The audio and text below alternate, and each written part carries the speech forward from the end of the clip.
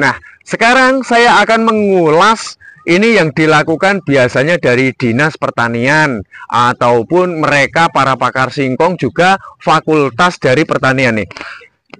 Cara menanam singkong supaya dapat menghasilkan umbi yang lebih lebat dan besar itu tekniknya salah satunya yang paling direkomended adalah ini. Bahkan ada yang lebih kocak lagi ya. Cara menanam singkong, dikatakan cara terbaru menanam singkong menggunakan kawat bendrat. Nah, kemarin tuh sempat ada juga yang bertanya, kalau menanam 1 hektar harus menggunakan kawat bendrat berapa kuintal? Nah, seperti itu ya. Lalu apa yang akan terjadi jika ditanam menggunakan kawat seperti ini? Nah, yang akan terjadi adalah menanam singkong yang umbinya itu paling lebat ataupun paling besar super jumbo itu yang memiliki bonggol yang lebih besar. Ada begitu banyak teknik para petani menanam singkong supaya dapat menghasilkan umbi yang lebih lebat, lebih besar, dan memiliki hasil panen yang lebih melimpah. Dari teknik okulasi sambung pucuk seperti ini ya, ini sudah berhasil. Ada juga yang teknik yang menjadi kontroversi, diikat menggunakan kawat. Ada juga yang teknik sistem belah 4 seperti ini.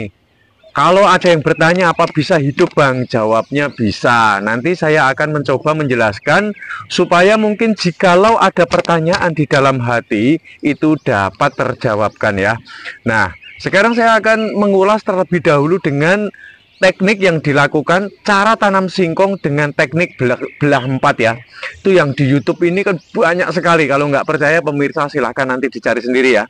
Tekniknya seperti ini. Maksudnya tujuannya untuk apa di belah 4? Ini adalah supaya untuk mengendalikan dari hasil fotosintesis. Makanya kalau habis dibelah itu kan kita suka melihat di tengahnya sini diganjal ya, menggunakan benda, pokoknya apapun itu ya. Nah, seperti ini tujuannya pengganjalan ini nanti ketika ditanam itu supaya batangnya tidak merekat kembali. Ini supaya yang diserap akar itu tidak mudah untuk lari ke kanan dan ke kiri, sehingga masing-masing ini dia akan berfokus terhadap tugasnya.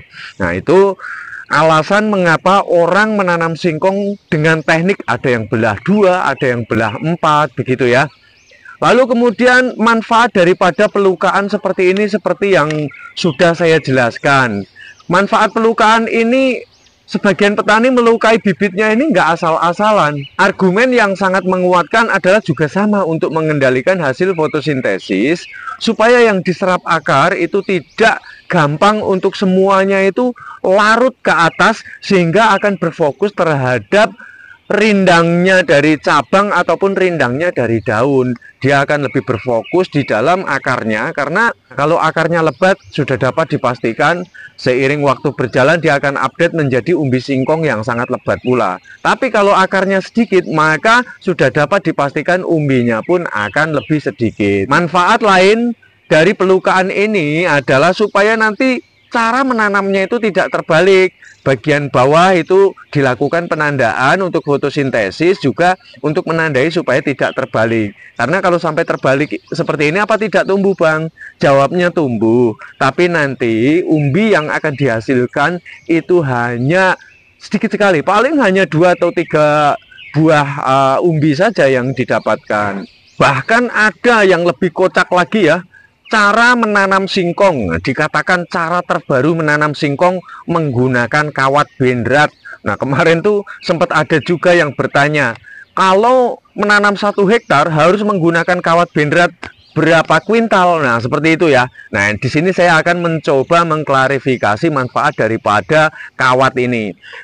Ini biasanya mereka itu mengikatnya seperti ini ya, lalu dikencangkan seperti ini. Tujuan dari kawat ini adalah ketika dibelah seperti ini supaya dia tidak terbelah secara menyeluruh. Itu alasannya ya.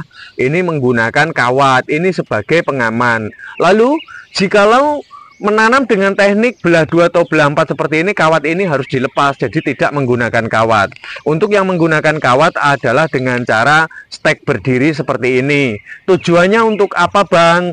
Nah, tujuan dari kawat ini adalah untuk mengendalikan dari hasil fotosintesis juga, supaya makanan yang dihasilkan ketika singkong ini berfotosintesis memasak makanannya, dia akan berfokus terhadap pembesaran bonggolnya.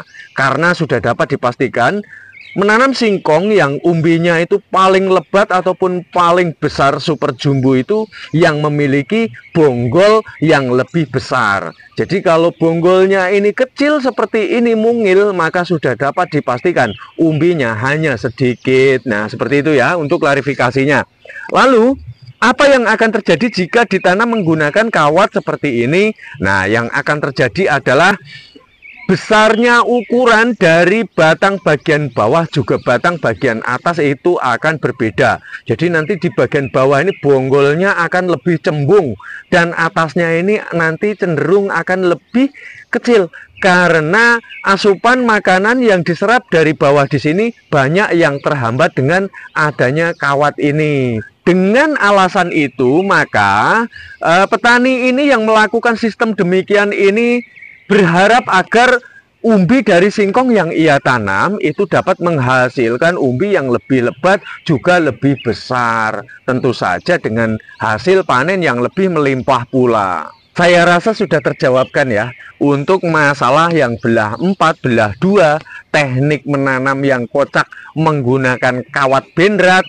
Nah, sekarang saya akan mengulas ini yang dilakukan biasanya dari Dinas Pertanian ataupun mereka para pakar singkong juga fakultas dari pertanian nih. Cara menanam singkong supaya dapat menghasilkan umbi yang lebih lebat dan besar itu tekniknya salah satunya yang paling direkomended adalah ini. Dengan cara okulasi sambung pucuk menggunakan singkong karet ataupun dapat menggunakan singkong yang berjenis memang dia itu dapat berbuah memiliki umbi lebat ataupun besar gitu. Seperti ini ya, salah satunya untuk entres bagian atas ini menggunakan singkong karet.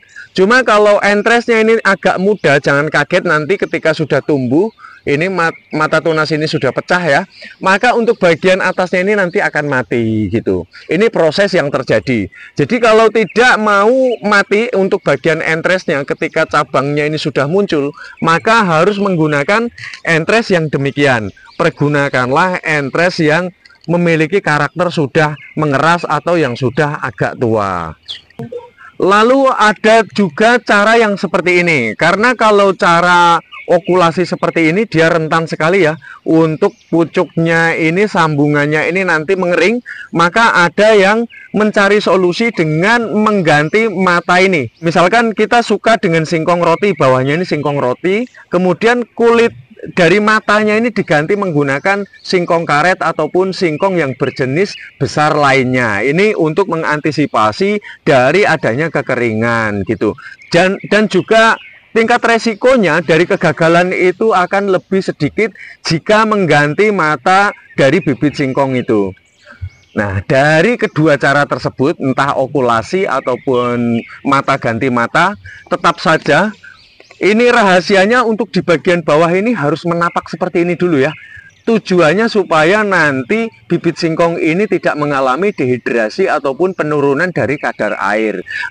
Karena nanti yang akan terjadi, dia akan muncul akar di bagian bawah sini. Ini tujuannya adalah untuk menghindari faktor kematian ataupun ketidaksuburan pada bibit singkong gitu. Diperkirakan sudah memiliki batang yang kuat. Untuk okulasi ini baru nanti kita cabut dan kita pindahkan ke media tanam yang sebenarnya. Begitu ya pemirsa ya. Saya rasa sudah cukup jelas sekali saya menjelaskan, dan kita akan membahas tutorial bermanfaat selanjutnya. Terima kasih.